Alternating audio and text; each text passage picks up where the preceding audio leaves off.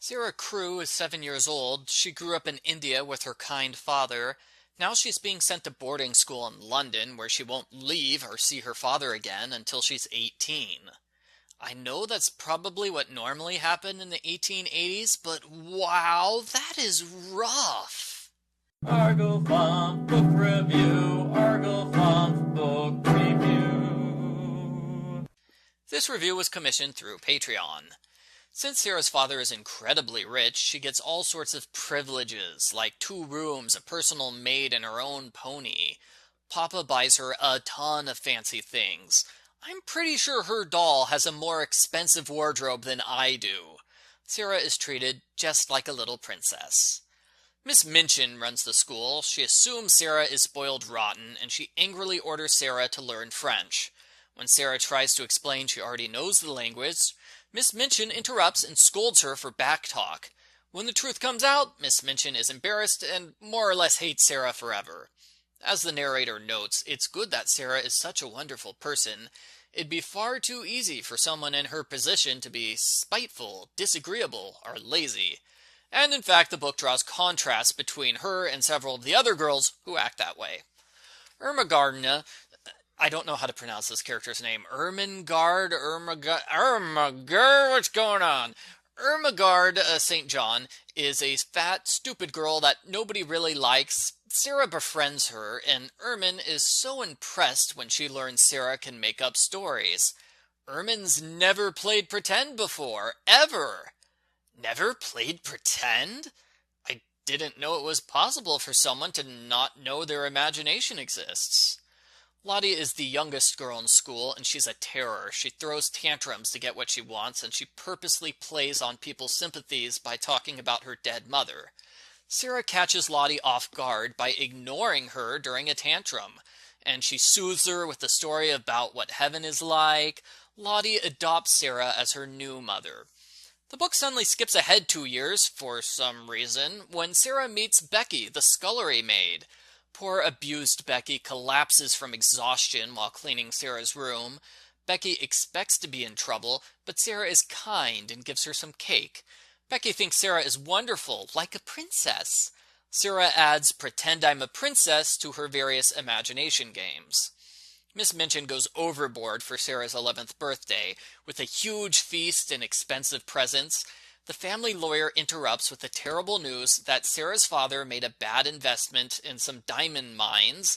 He lost all of his money and died. Sara is now a penniless orphan.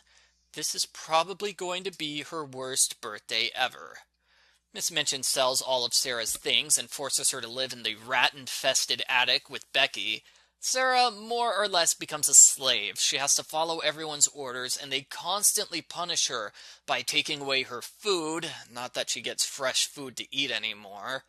Sara tries to be positive and happy and hopes that it will convince the others to be nicer to her. It doesn't work. In fact, they're even meaner to her because they know she won't fight back.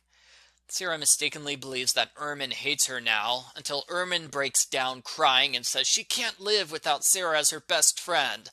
Lottie also cries, but Sara comforts her by saying, being a servant isn't all bad, at least she has a nice view from the roof.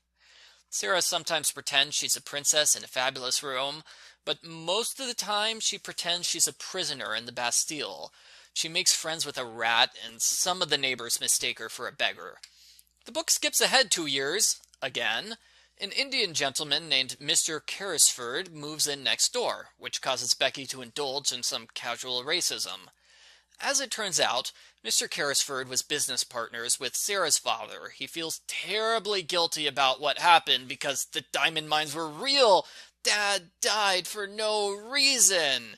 Mr. Carrisford feels terribly guilty about what happened.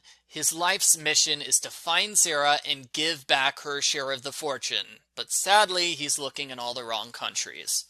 His servant Ram Dass has a pet monkey which escapes to Sara's room. Ram is astonished when Sara speaks to him in his native language. Ram and Mr. Carrisford take pity on poor Sara, and they decide to fulfill her princess fantasy by giving her all sorts of nice things. We'll get to that in a moment.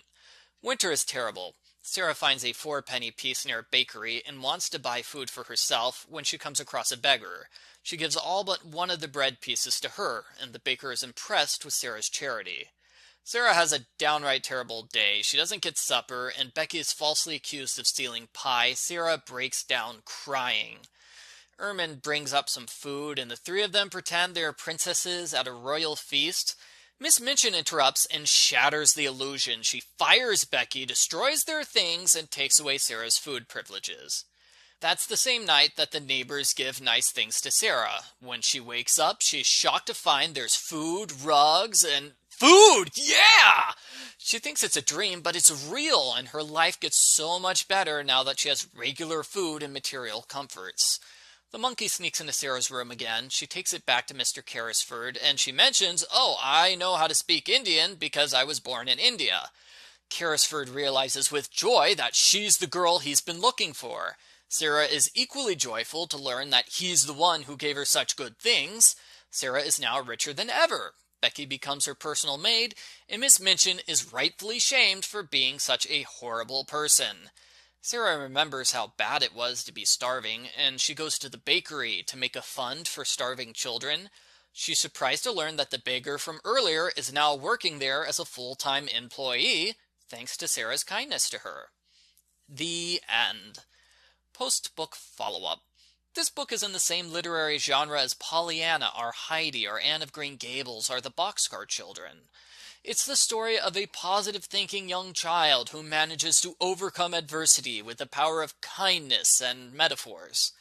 I know this genre is often dismissed as being unrealistically optimistic, but this book surprised me by how grim it is. It's really rough for a book that has a reputation for being overly sweet. Sarah's life is so bad, it is a legitimate comfort for her to pretend she's a prisoner. That is not a plotline from a happy book. I'm surprised that Sarah tries and fails to convert the villains into friends. All the villains get away with their bad behavior, with the exception of Miss Minchin, and she wasn't really punished, just humiliated. It is rather unrealistic that Sarah's next-door neighbor lavishes a ton of money on her without even meeting her, but I like the dramatic irony of him spending a fortune on the correct girl without knowing it. The pacing of this book is a dreadful mess. That's because it was a short story, which was expanded into a play, which was expanded into the serialization that eventually became the book. It's great that we get a bunch of new material, but it is not important to the plot whatsoever. Lottie and the large neighbor family are the worst offenders. Other pacing issues include skipping 4 years for no apparent reason, and the supersized chapter where the magic appears. You might have noticed in my recap that the neighbors decided to give good things to Sarah, and they don't actually give the things until about 50 pages later. That's a weird pacing issue. The book is considered a classic, and it has literary merit. The author plays around a bit with insights into human nature, although I'd say the book leans a bit too hard on the metaphor of Sarah as a princess.